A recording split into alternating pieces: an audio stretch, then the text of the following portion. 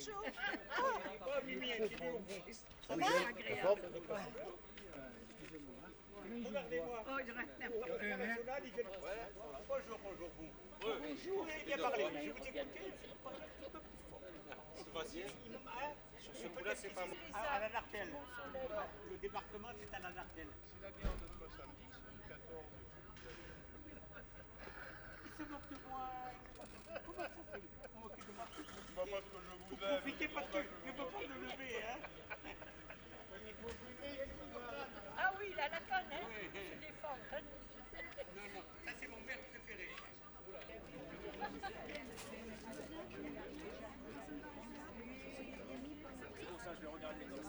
Ouverture du bain.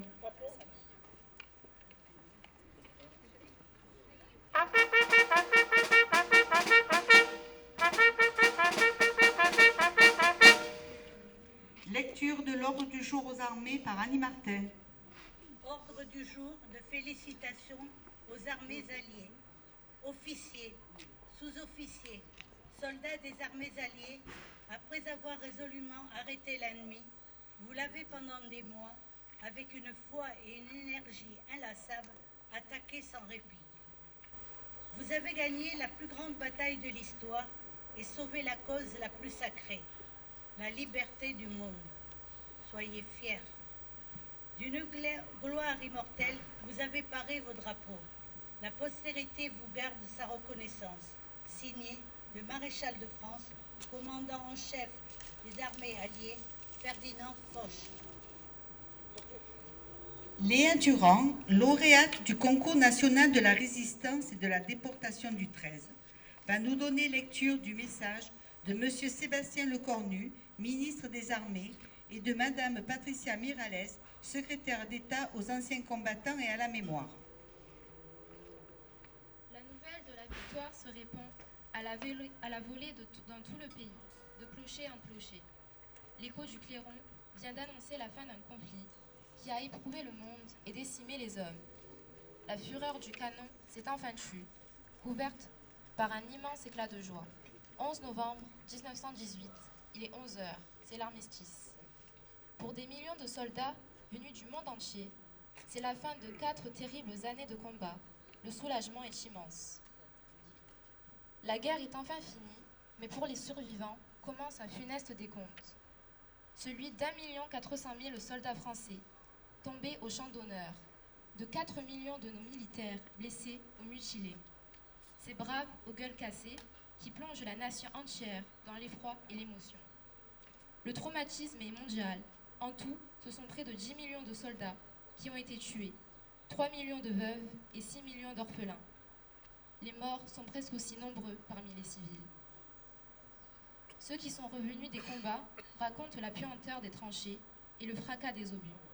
Ils expliquent la peur avant les charges, le courage qu'il faut pour sortir des abris et donner l'assaut aux lignes ennemies sous la mitraille. Ils disent l'horreur du spectacle de leurs frères d'armes qui tombent à leur côté. Souvenons-nous de leur bravoure et de leur sacrifice. Commémorons ces soldats dont les noms doivent rester gravés dans nos mémoires comme ils le sont sur nos monuments aux morts, dans les villes et villages de France, dans l'Hexagone comme dans les Outre-mer. Souvenons-nous des soldats venus d'Afrique, du Pacifique, des Amériques et d'Asie, de ces soldats alliés venus verser leur sang pour la France et défendre avec nous la liberté sur nos terres qui ne connaissaient pourtant pas. Le sacrifice de nos poilus nous oblige, il nous rappelle que la paix a un prix et que nous devons être désormais unis avec ceux qui étaient hier nos adversaires, car ce n'est qu'avec le passé qu'on fait l'avenir, écrivait Anatole France. Ce souvenir, ce sont les jeunes générations qui doivent désormais s'en emparer, pour venir raviver la flamme de la mémoire de ceux qui sont morts pour la France, pour notre liberté. C'est la reconnaissance de la nation, doit à ses combattants, à ceux qui sont tombés et à ceux qui ont survécu. Aux combattants d'hier et à ceux d'aujourd'hui, comme à leurs familles ayant droit, la nation doit continuer d'assurer réparation, reconnaissance et droit, comme l'a voulu le président de la République. Cette année, nous honorons 2 soldats morts pour la France au Mali, le maréchal des logis, chef Adrien Quélin, et le brigadier chef Alexandre Martin. Honorons leur sacrifice et ceux de tous les soldats qui ont versé leur sang pour la France. Le monde était convaincu, en 1918, que la Première Guerre mondiale devait être la der des der, la dernière des dernières. Nous savons ce qu'il advint de cet espoir, et aujourd'hui, en ce 11 novembre 2022, alors que la guerre est de retour sur notre continent, n'oublions pas le combat des poilus pour la paix et le sacrifice de nos soldats morts pour la France. Vive la République et vive la France. Fermeture du banc.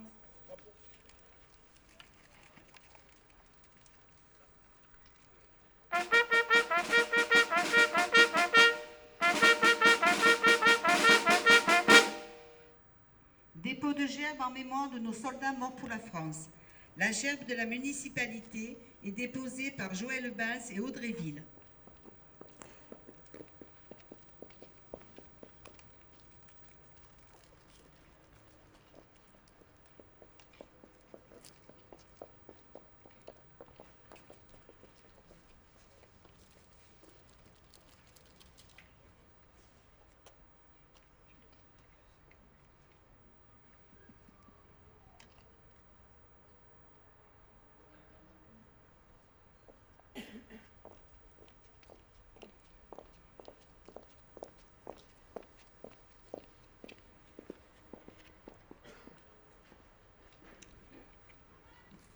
La gerbe du député Mohamed Lakila de la 11e circonscription.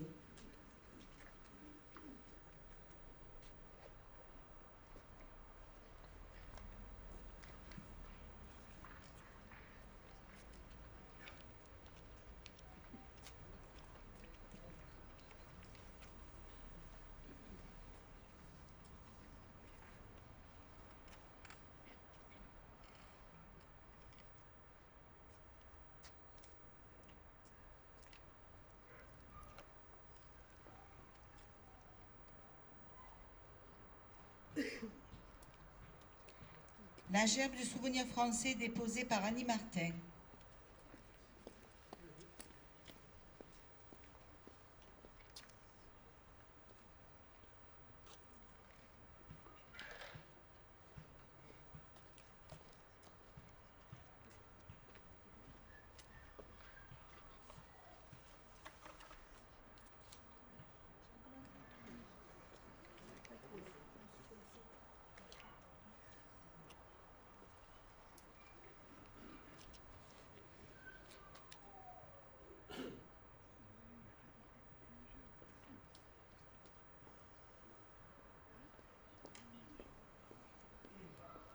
La gerbe de la FNACA est déposée par Virgile Perotti.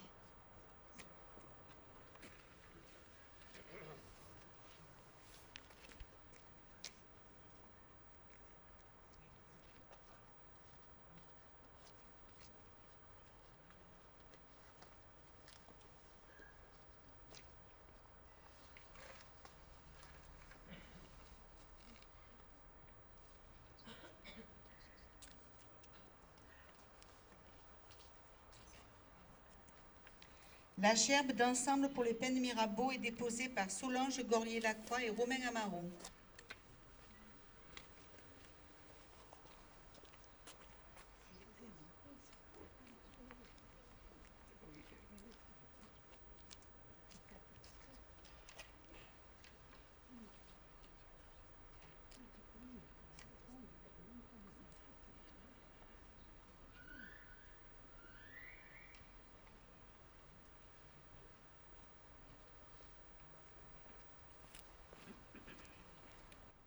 Nous allons observer un moment de recueillement. Aux morts.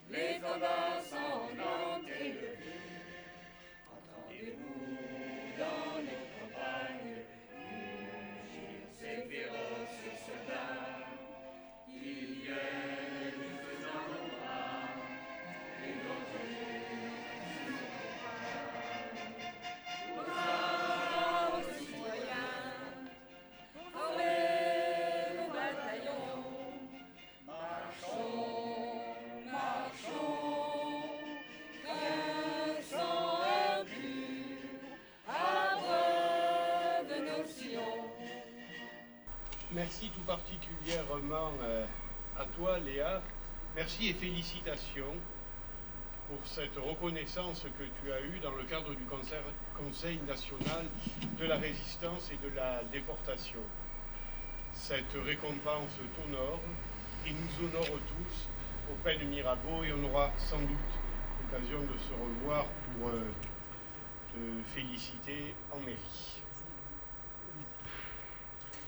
Merci, monsieur le député, de vous être joint à nous après ce marathon mémoriel que vous faites bien entendu chaque année et que nous aussi nous faisons sur la commune, la Gavotte, les Cadeneaux, le village ancien et plan de campagne.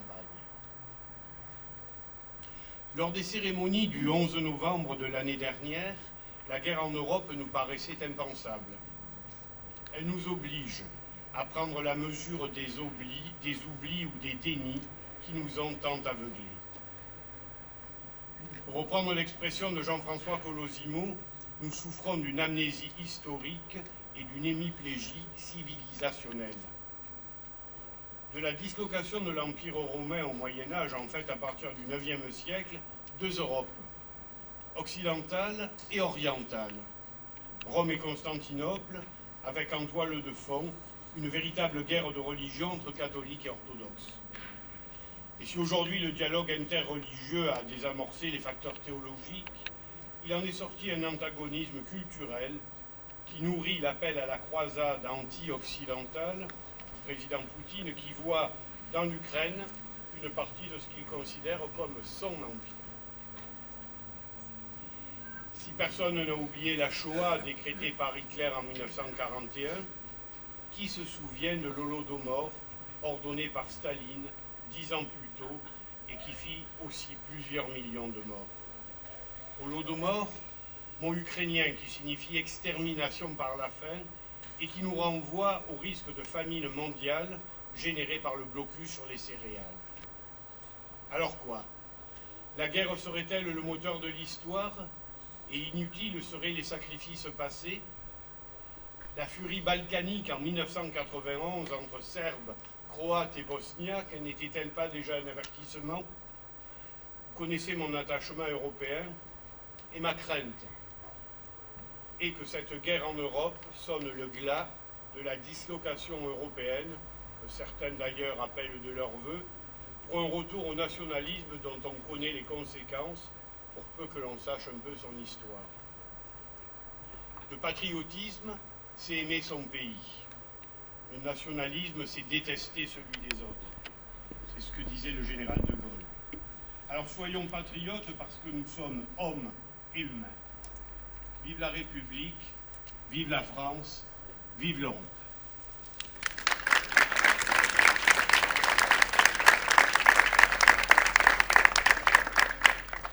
Les autorités vont saluer les porte-drapeaux et les pompiers.